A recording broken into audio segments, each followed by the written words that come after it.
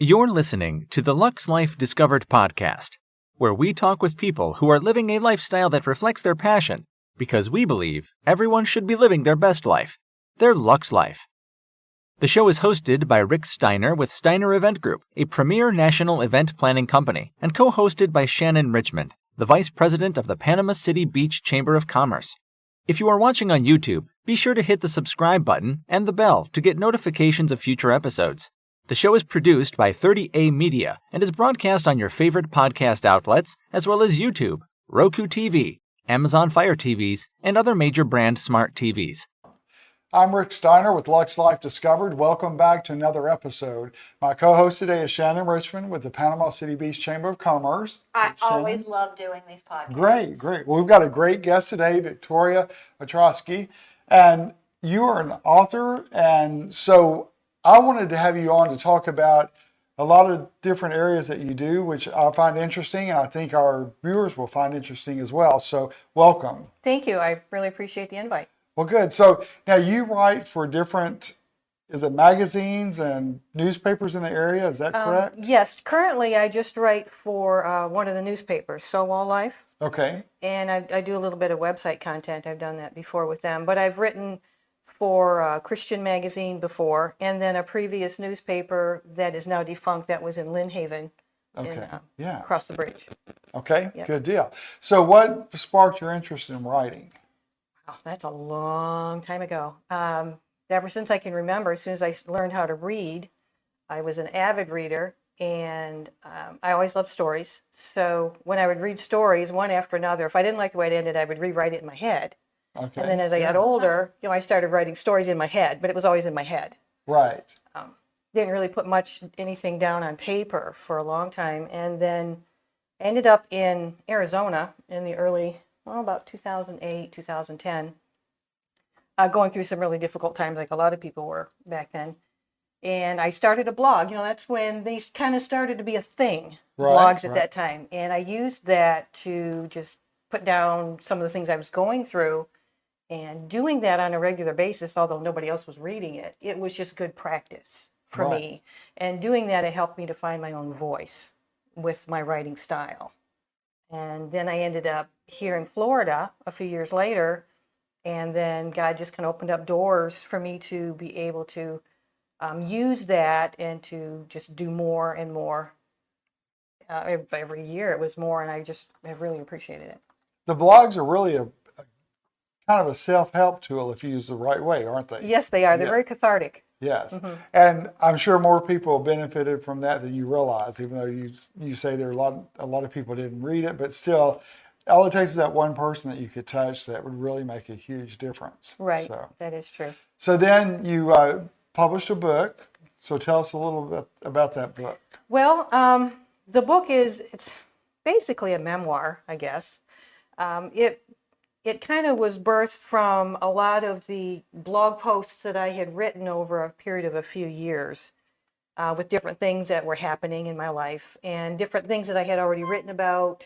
Like I would do human interest stories for the newspaper, and I would do interviews with people for the magazine that I was writing for. So I kind of, you start thinking about a lot of different things, and I started putting a lot of blog posts together, and I save everything on my computer. So I got to a point where I really felt that God was just wanting me to put them together in a book. But I didn't know where to go with it or exactly what, because I'd written about a lot of things. I need a book. Yeah. Take my information. Yeah. And what's really funny is that I had a friend that was staying with me for a little bit of time. She was between apartments, and she was a painter. And I commissioned a painting with her to kind of help her out, and I liked her work anyway. So she said, well, what kind of painting do you want? I said, well, I would like one where a beach scene with, the chair on the beach, that scene where somebody was not sitting in the chair, but the chair was there for someone to sit in to look at the water. And she said, okay. So she painted this picture and showed it to me, and you got the water and the birds in the sky, and then you've got the chair sitting there in the sun, and then on the ground next to the chair was a book. Upside down. It was open upside down. And she said, look, I painted your book.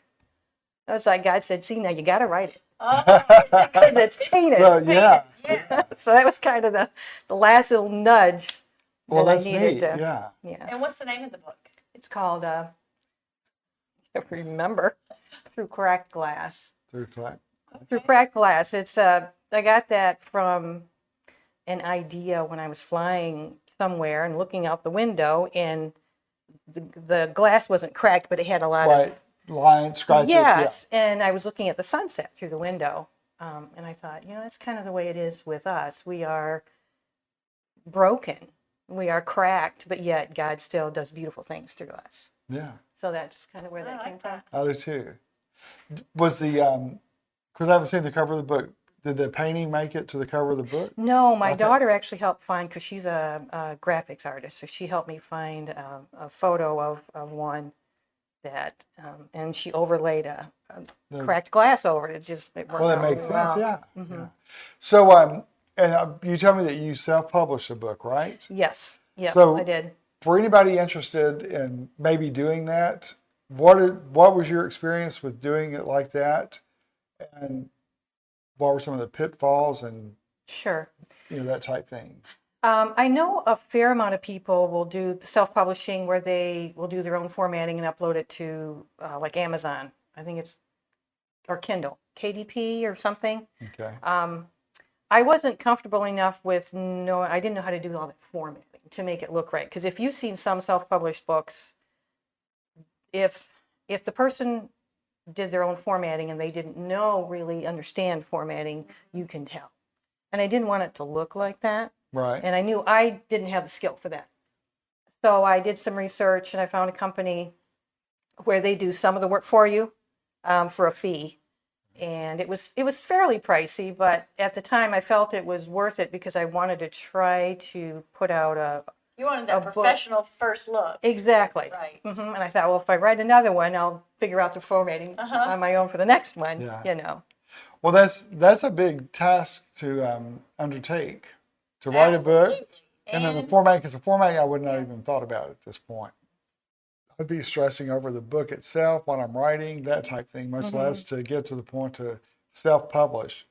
So then when you got your formatting all figured out and where you wanted it, then what were the next steps? Well, that wasn't the first part. If you're doing self-publishing, you start off with your manuscript, obviously, and then part of the package that I purchased was an editor would review it, would do a copy edit. Oh yeah, I would need that. Absolutely. I always recommend having a third party, not your mother, not your best friend. Right. Somebody Yeah. can be brutally honest with Exactly. you. Yeah. Yes. So Like, that's oh, part honey, of the that's package. good. Like, oh my gosh. Yeah, I've How, had But yes, that's kind of the first step. Once you get the manuscript together, you submit it for an edit, and then you make some changes, and then you submit it really for a second edit to kind of clean it up.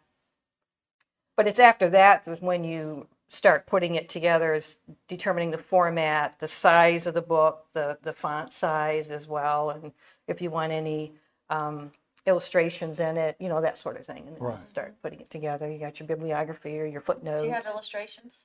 Yeah, my friend who painted Yeah. the painting, she did I wanted very simple line drawings Okay. at the beginning of each section. How many pages is the book? I think it's just 167. Okay.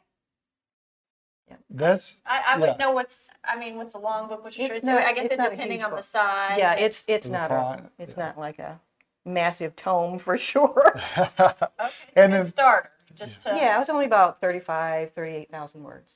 Yeah, so it's not a really big. that's good though. And so, well, that lays the groundwork for your next book. Would you do it again? Oh, absolutely. I've already started another one. Have you really? Oh. So, well, I'm sure you're taking a lot of things you learned already from Yep. the first book to kind of keeping that in mind as you're, preparing for this one too and writing it. So, what will this next one cover? Can you say yet? Sure. I don't mind. This one is I don't know the title yet, but it's going to be about rest. I've been doing a lot of reading recently and thinking about that whole concept of rest and where it began. The first time I believe it's ever mentioned is when God rested on the seventh day, in Genesis. And, well, he wasn't tired. Well, why did he rest? And so it just opens up questions on what was the purpose of that, and then to put it in the law for the Israelites to observe a Sabbath every 7 days, a Sabbath of rest where nobody worked. Why was that? What was its purpose? And then throughout the Old Testament, there are other times when God mentions, come back to me and I'll give you rest. And Jesus, even in the New Testament, he kind of mirrors that when he says, come to me, anybody who's heavy laden, and I will give you rest. And then the writer of Hebrews mentions there's still a Sabbath rest for the people of God. And it's like, so it got me to thinking, where does that, what does that all mean? And what does it mean specifically to us today? How does God's rest for us today help further his kingdom? Because that's the purpose of it. It's not just to give us rest, which is good. Yeah. But I think when we're at rest, it helps us we can be more effective more easily because we are at a point where we're able to listen. Right. We're grounded. We're still. Yeah. Yeah. And we get so involved in so many things that just what the world throws at you, period. But then with our own, Our only daily passion, grind. yeah, and things that we want to pursue. Exactly. So you have to have that. It's like why people have to get away sometime. It's like they Vacation. need that. Yeah. They need that time to recharge, to refocus, regroup. So, Yep. So your first book, Through Cracked Glass. Tell us a little about that book. Like what? Is there something that you tried to get to, or is there something you tried to make us think about? What is the purpose of that book? What is it for us to learn or Sure. to know about? Appreciate the question. The reason for the book was mainly to show I use the word lessons. Obviously, it doesn't sound like a fun word, but it's basically lessons that God had taught me over the years when I'd fall into different holes, basically. So are there you know. like scenarios, and this is what you Yes. did? Well, what I did was I'm a storyteller. That's what Okay. I love. And so each chapter is its own story. Okay. And the book is divided into 3 sections. And within those sections are these stories that pertain to that basic idea. Right. Like the first section, I named it Perseverance. And it's basically different things that happened as I was growing up or during my adult years that were difficult for me, but that I stayed in the faith, that ways that God showed me to stay close to him, to trust him, to believe him. And then the next section is all about forgiveness, because that's a tough one for a lot of people. And I had to learn some tough lessons there, and I have to relearn them a lot. But they're all stories. Each chapter is its own individual story. I smile when you said about the forgiveness, and you have to do that a lot and not that laughing at that. It's just, I understand that all too well. We're harder on ourselves than we are other people sometimes, but it's harder to forgive ourselves at the same time. And I do mention that in one of those chapters that forgiving others is already very difficult, but sometimes it's even more difficult to forgive ourselves. Yeah. I'm not sure why that is, but I know I'm guilty of that too. Well, I believe it's that Satan does everything he can to keep us down and to keep us unproductive. Well, that's true too. So if we're not forgiving ourselves, we're feeling bad about ourselves. Then We're not feeling like we yeah. can be serving, right, and True. helping others. True. So what would be your ideal book? I know you're writing this next one, but what would be like the ultimate? Is there an ultimate goal for like a book? Is it a series of books, or what? Have you thought about that?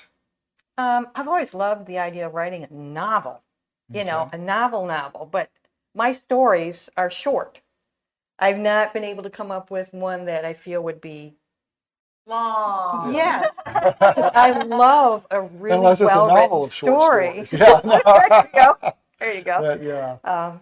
But I tend to lean more toward, I think my main spiritual gift is that of encouragement. So that's always where I lean toward. I'm always wanting to kind of tell somebody else what I learned or what helped me. And so that's kind of what I end up writing about when I'm able to do it on my own. Right. So is this, so you have a full-time job, so this is what Mm-hmm. you do in your spare time? Is this what you do, like, do you have to be in a Zen mode, or do you have to have a certain pen to write with? Are there any quirky things like that for when you're ready to write and it really flows? Yeah, there's a few things. And we want to know what they are. I have to have it quiet. I can't have my music going. I tend to have music on a lot, and so I can't A lot of focus people on can't writing. deal with quietness. I have to have Yeah, it quiet okay. in order to focus. And if I'm stuck or can't seem to get the opening for like an article I'm writing, I want to come up with a good lead or a good lead-in story to pull the reader in. It's like, okay, so how do I want to approach this subject matter? And I do a lot of walking. I'll pace the floor if I can't go outside, back and forth and back and forth and back and forth. And then that just kind of gets the brain going. Yeah. And then I start writing it in my head. Sometimes I'll rewrite it several times in my head before I'll sit down and start typing it up. That would be interesting, because I told Shannon, I said, I've always kind of wanted to write a book. I'm big on motivational quotes and that type thing, but I wouldn't know what to do. And then did you ever, like, this is something I battle with, so that's why I'm asking this. Did you ever think when you started doing the book, like, this is going to be silly, nobody's going to, that's what I think of. It's kind of like, oh, Like, nobody why am I gonna cares. do Yeah, that? nobody Nobody's wants, gonna read that. right. So Yeah. you've got to have the confidence in it to begin with, and the perseverance to do it. Yeah. So, yeah. Right. It's hard, easy word to that say. word. Yeah. Sometimes it's So- easier to spell. Yeah. That's right. Here's my chart. No, it's like, no. But, so did you ever run into that with that as well, or the Oh, blog? sure. Yeah. Absolutely. And my kids were helpful, especially my youngest daughter, because I would let her read a lot of the information, and she would sometimes say, Which is sometimes good and bad. Yeah. she can be brutal, which is what I needed. Yeah, I really okay. did. Yeah. But yeah, there were some things where she'd say, I don't think you should put that in there, Mom, or, maybe I don't understand what you mean by that. So, Well, that's good that she would that's give you helpful. good feedback and not just say, oh, that's good, and like, I don't want to hurt her feelings. Yep, 'cause- she'll do the constructive stuff, so yeah, it's good. Well, good. So, you work full time with an insurance agency, is that right? So, and then you kind of do this, we say on the side, but Yeah. that takes up, is in your mind all the time, I'm sure. Even, Yeah. yeah. So it's not one of those things if that's your passion and what you want to do, you just can't flip the switch and say, okay, I'm through writing. Now it's time to do Yeah. insurance. Now Right. I got to write. You can't Well, just. tends to keep you up at night because your brain won't shut down. Right. Yeah. Well, that shows it's true passion, that's for sure. That's what you want to do. So that's good. Well, yeah. So if I ever get to that point, I may have to give you a call He's and getting say, close. I don't know. Okay. It's one of those things you think about, and then, but when you talk about self-publishing, so you would do the self-publishing again. Well, it'd be nice if a publishing company would prefer. Exactly, and that way but they that's, also yeah, underwrite your that's probably expenses. not Yeah. in the cards, but You never know. You never know. But yeah, this time I would probably try to do the formatting myself, because I've learned enough about it that I think especially with my daughter, with her graphic design background, I think between the two of us, we figured What's out. been your biggest hurdle in trying to start a book or complete a book? The subject matter, really, because like I mentioned, I'm used to writing short articles, short blog posts, not long things. So that's the way my brain works. I tend to be very succinct in what I write. I'm not real. Here's the beginning, here's the end. Yeah. My brain is very analytical. It goes in a straight line. Okay. And so I can arrive there within 500 words pretty easily. But we're like, no, we need a book that's this many words. Right. So, Okay. yeah. So how do you find your filler? Do a lot of thinking, Okay. a lot of walking, Yeah. a lot of reading. I might be a good writer then, because I can't text very shortly. So, it's like my sons are like, Dad, just get to the point. We don't need all the extra information. I'm like, this is concise to me. Yeah, You this. got to know the background. You got to That's know the right. background. I mean, I don't want you like asking me a million questions. I'm like, I'm gonna get it all out there. You read it. You have the full. You have all the details. Yeah, that's it. Yeah. Yeah. So, but have you ever thought about writing? Me? Yeah. No way. I'm too busy. And my mind thinks all day long anyway. No. My job keeps me so busy. All I think about is my job. Yeah. I don't know how I could do one more thing. You could write about your job. You'd rather hire somebody to write about That's your right. job, right? That's right. No, I don't think I could sit still long enough. That could be my problem too. Yeah. But I think So- probably some people will walk around with the little Yeah, some people do. recorders, but I would have to be the one that talks it all about it and then send it to somebody and say, make it good. Yeah. See, I'm an You- extreme you- introvert. You did a really good job of doing it yourself Yeah. and putting it together and then sending it. I would be like, here's all these words, do something with it. Right. I don't know. Do they do that? Like, Yeah. You can talk all your words and somebody will put something together for you, but like she said, it's expensive. It is Wow. definitely worth it.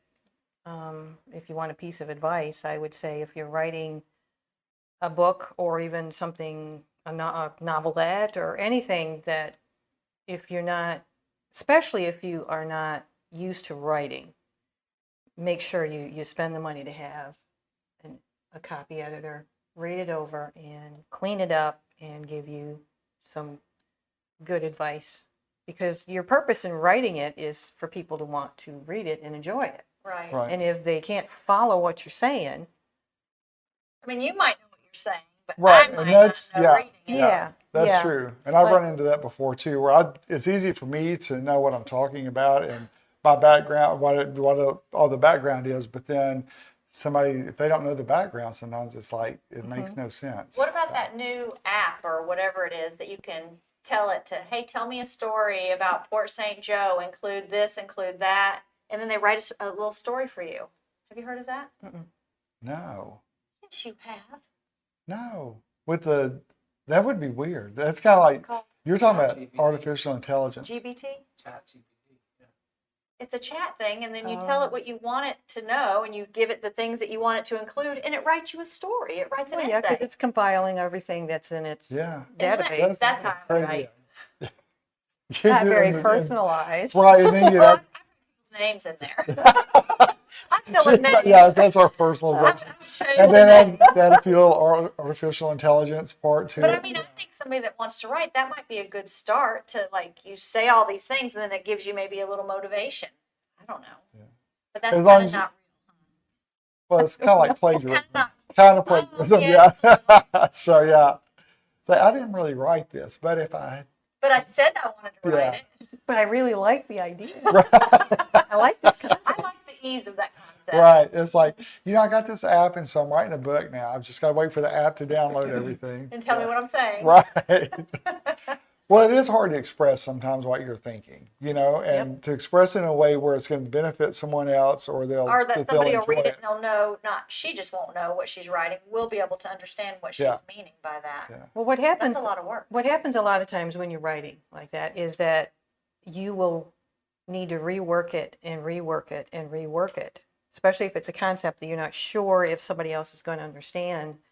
You may have to rewrite that a half a dozen times in order, and it might, what you started with is probably not going to be anything like what you end up with because you just had to continue to rework it to try to find the right combination of words Yeah. so that people will understand what it is you're trying to convey. Did you run into that at all when you're doing your book, the first book? Did you go back and look at something and think, oh, this is so far not different than what you want, but the style of it, maybe the context was different. You than mean what, while I was writing it? Yeah, like did you start with a thought, and then by the time you came back and finished that thought, you're like, this went a little different than I thought it would go. Oh, that happens all the time. Yeah. Yeah, yes, it does. I think sometimes, especially if you're writing something that is supposed to hoping to encourage somebody, that you have an idea of where you want to go with it, and then you start writing it, and it's like all of a sudden your fingers are typing words that you hadn't realized were going to be That's coming out of your interesting. brain. Yeah. And it's kind of cool when that happens. It's very cool, actually. Well, that's when that happens. creative part coming into play. Yeah. So how do you know, like when you said you rework it and rewrite it, how do you know when that's it? I'm going to send it now. You have to get to a point where, was it Seth Godin that said you have to ship it? You just have to ship it. You have to get to a point where you know it's never going to be 100% perfect. That would be. And it's like, this has got to be good enough. Because I think it would be sitting on my counter for a very, very, Yeah, very like long I think time. I add. Well, I had a time frame that I gave myself. Good for that. you. And when That's a good suggestion. Yeah. yes, and then true. when you're writing, obviously for a publication, You have time. you've got you've got a hard deadlines. time frame. Yes. So you're used to time frames in that regard, so that helped. Yeah. So what's the name of your book and how do we find it? Well, it's called Through Cracked Glass, but it's not. I didn't renew the contract after a couple of years, so Okay. it's not one that you can. Can we get the book? Yeah, I've got copies. I actually brought one. Ah, Good. okay. I want to, definitely read that and follow up on it for sure. So, so what's your time frame on the second book? Time frame? I would like to have the manuscript, the initial manuscript, ready within 3 months. Oh, really? If Okay. I apply myself. Yeah. Well, and that's one of those like the writer's block and the whole motivation and the inspiration. I guess that I'm sure that plays a role in it. And then of course with everything going on in life, whatever, It's thrown your way. yeah. Well, a lot of reading and research is what helps to loosen any kind of block that you have.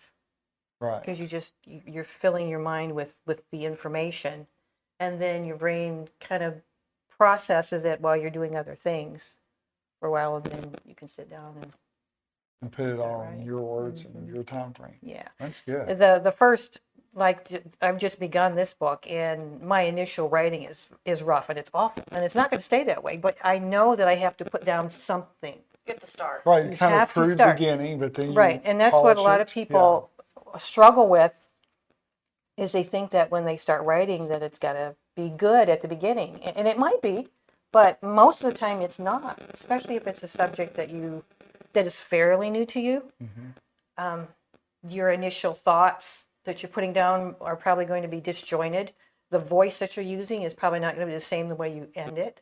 Like I told you, I love telling stories. That's what I prefer to do.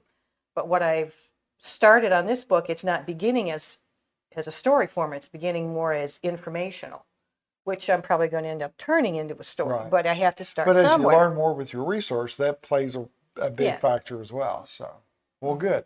Well, we look forward to you don't know the title yet, but we look forward to your second book and finding out more about that. And I can't believe our time this has been the quickest podcast today. It seems like they go All by of them just went quicker. Yeah. That's because we're And like, I know, because we're interested and we're We're long. That was Yeah. interesting. tell us more. So, but thank you for taking the time to come over today and be appreciate with us. We appreciate that. So, and that wraps up another episode of Luxe Life Discovered, and we look forward to seeing you soon. subscribe below. Yes, subscribe to our YouTube channel. Go to luxelifediscovered.com to see a full listing of the podcast, and we're on all major podcast platforms and YouTube. Check out Luxe Life Discovered on Facebook and Instagram and on 30a.tv. See you next time on Luxe Life Discovered.